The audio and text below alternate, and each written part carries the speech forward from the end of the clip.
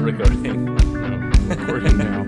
We'll talk about old man sleep and nighttime habits later.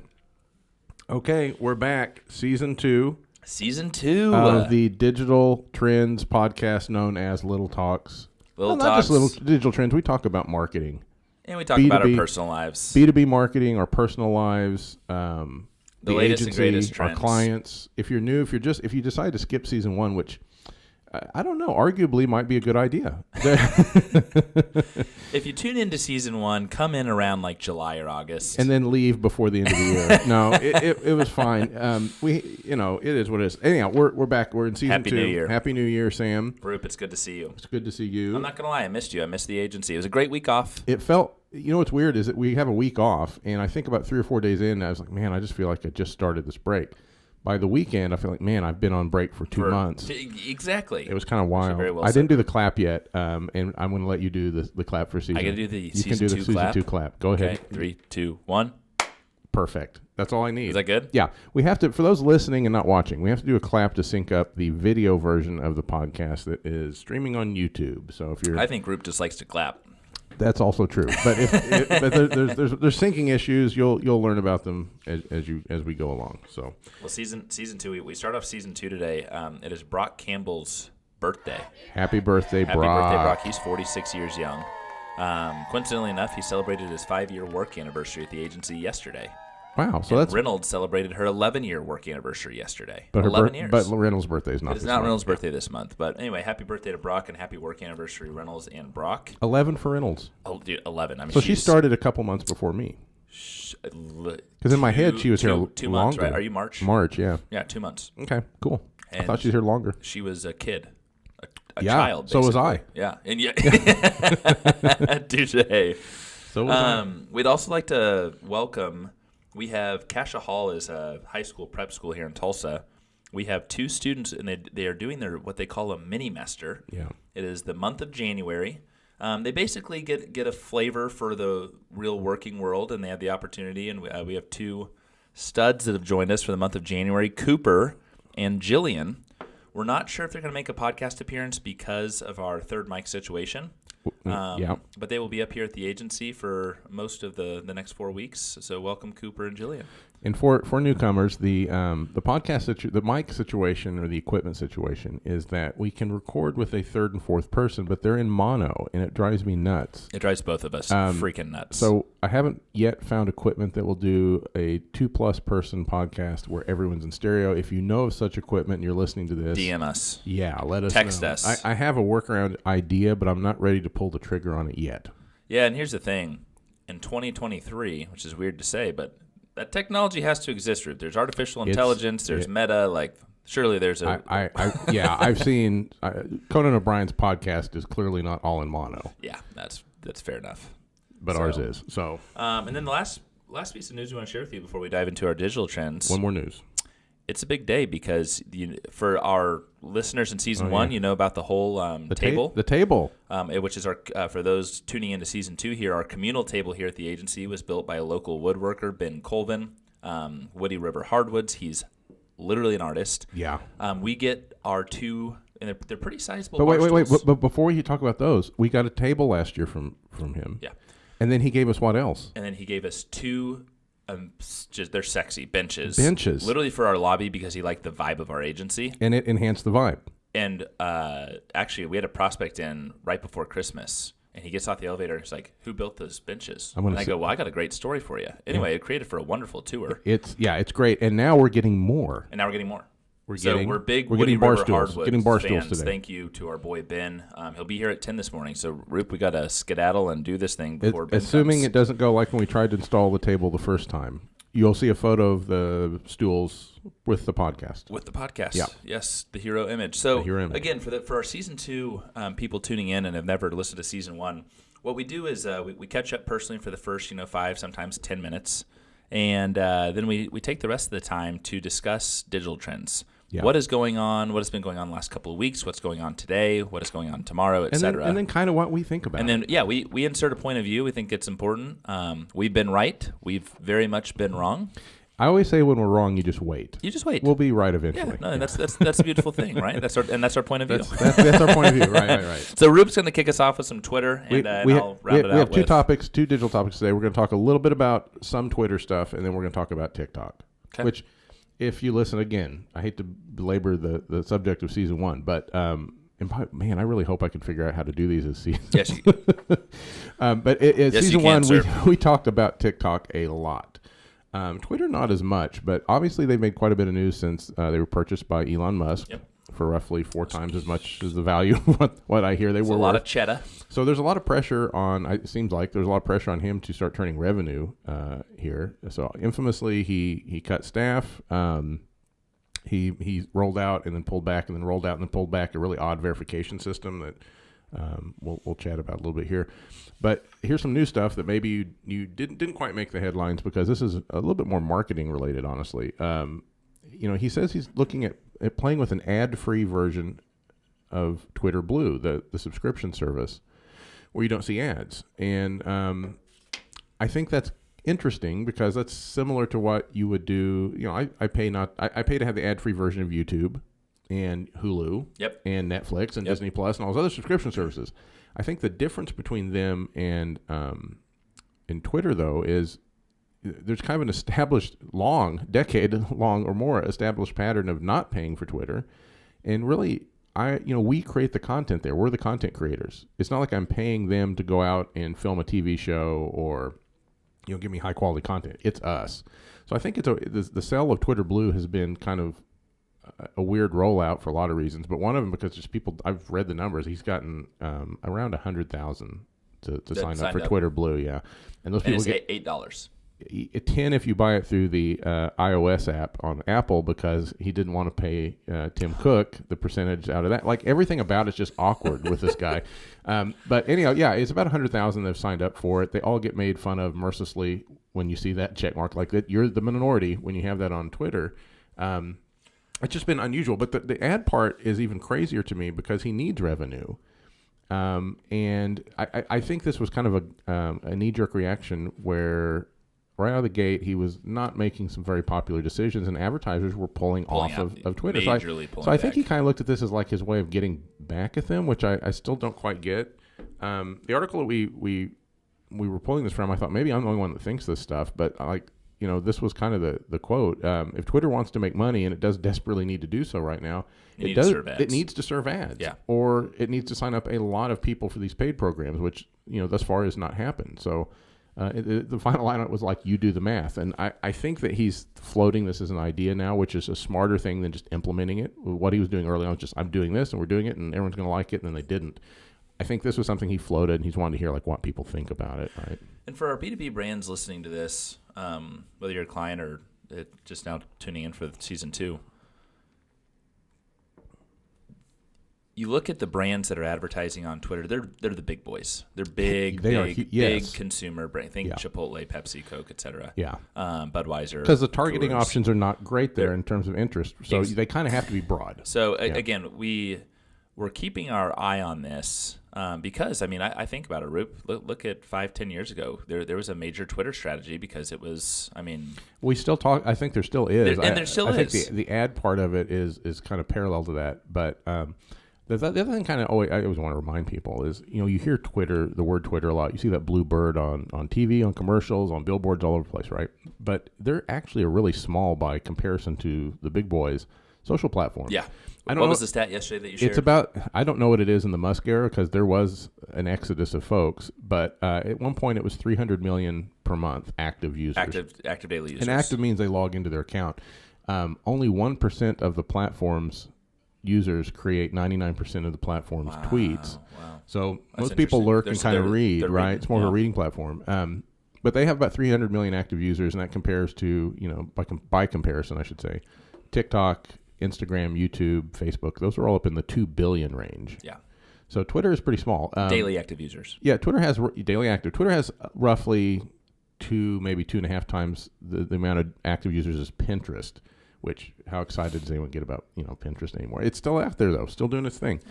I peruse from time to time. Yeah, I do. I was on it over break, honestly. I do as well. But we don't think of that as a giant platform. And honestly, Twitter's kind of, it's what it is. But it's going to be tough to I would be shocked to see him do an ad-free version. He's probably wanting to see if that spurs any more signups. And that's I'm almost wondering, and again, this is call it a major, very expensive investment / hobby of Elon's, but it's like he's experimenting, right? Like I'm going to try this. Oh, if that fails, I'll do this. Yeah. And it's just like, okay. And I want to be, in full disclosure for folks that don't know, I do own a Tesla. Yeah, no, totally. And Tesla stock. I'm a big fan of that product. By the way, you need to buy all sorts of Tesla stock. It's down how many percent? 60% year over year? I only know, but I've lost buy low, sell high, my friend. Okay, anywho. I know. It's bad. So but the Twitter saga part two, yeah. So this month, by the way, these things, I don't know if we mentioned this, these things that we're talking about on the podcast go out on a monthly email that you can sign up to on our website, littlefieldagency.com. And you can get these in your inbox the first or second of the month, every month. And you can kind of see a preview of what we're going to talk about on the podcast. So these things are all covered in there. And on top of that, I'm actually really glad you brought that up. I thought about that earlier. We discuss these as an entire agency on the first Tuesday of every month at 8:15 in the morning. We have a 45-minute session on these digital trends, Roop, and then our media director, Kelly. She walks us through them. And then it's an open forum. Yep. What are your thoughts, point of view? I learned some things from people and some of the points of views from, we have agency personnel that are 22, 23, 24-year-old, and then we have...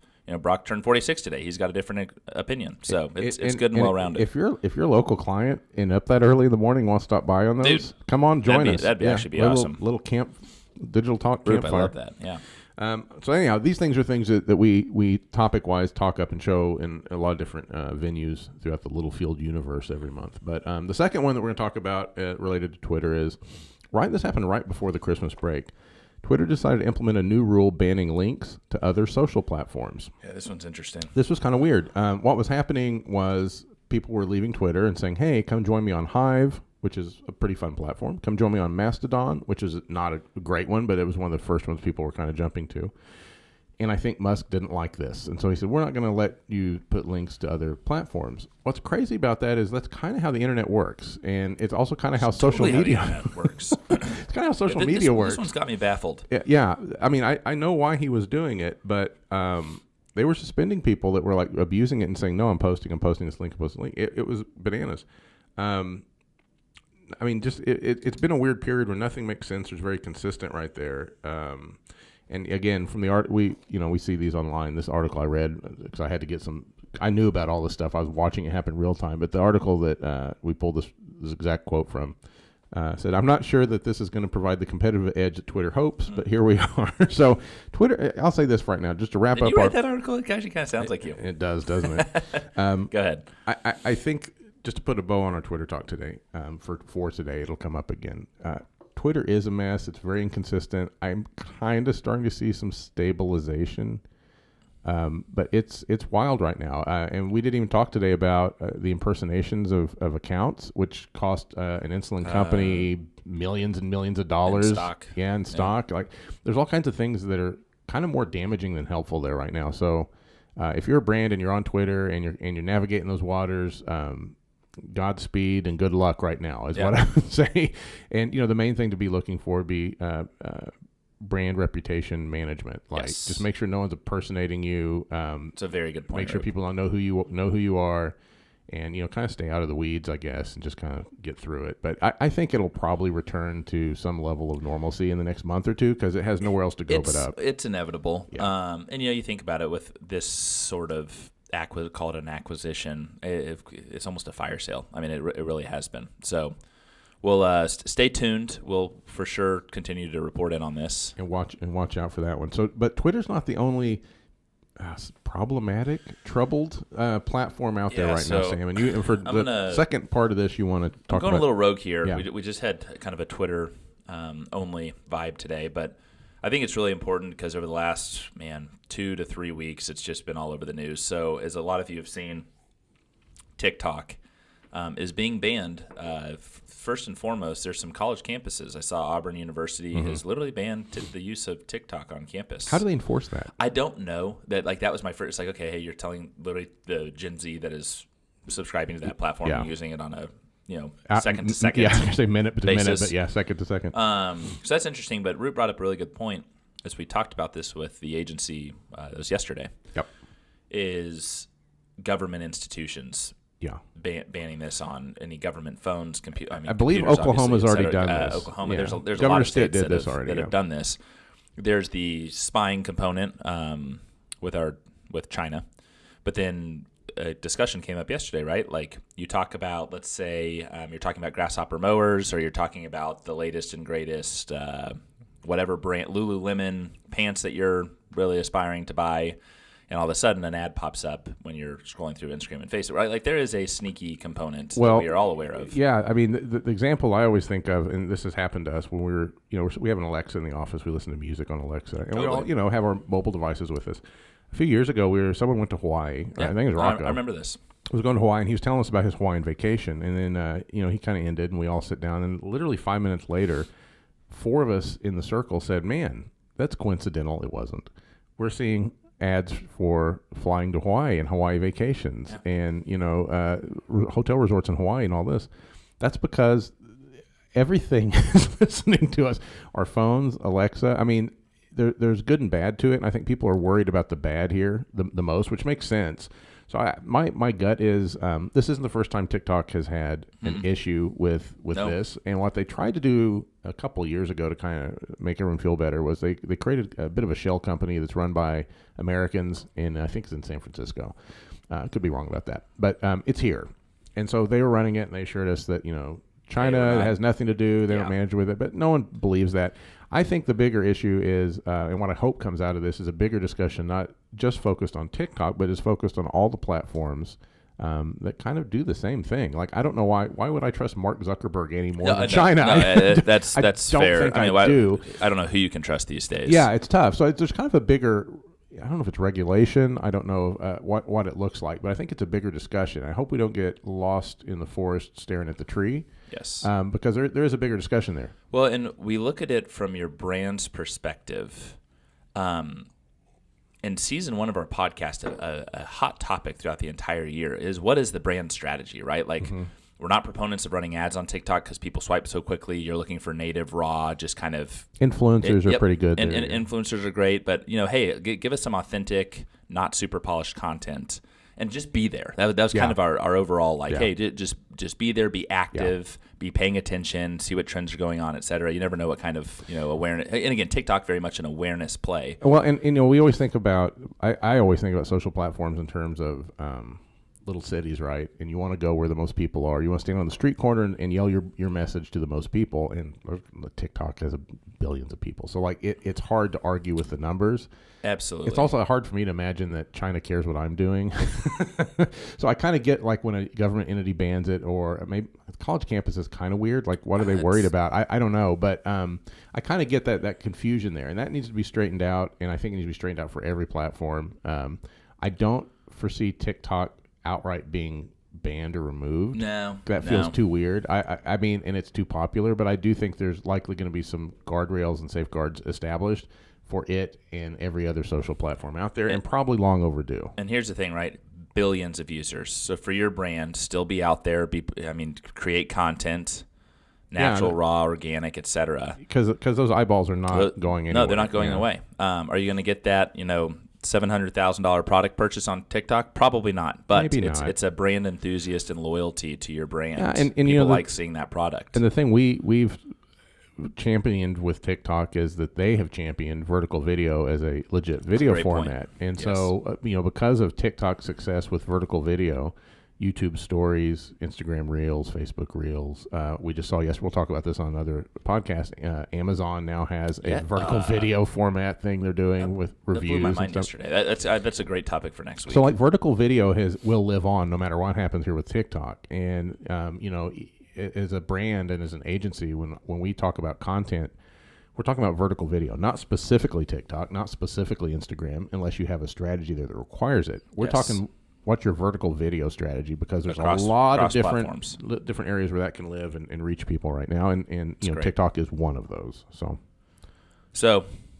that's it. That's all I know. That's all we know. That's all we know right now. And for our new listeners, when that's the case, We call it a day. That's it. And that's how we see it. Yeah. And what a Bruce Almighty. And that's the way the cookie crumbles.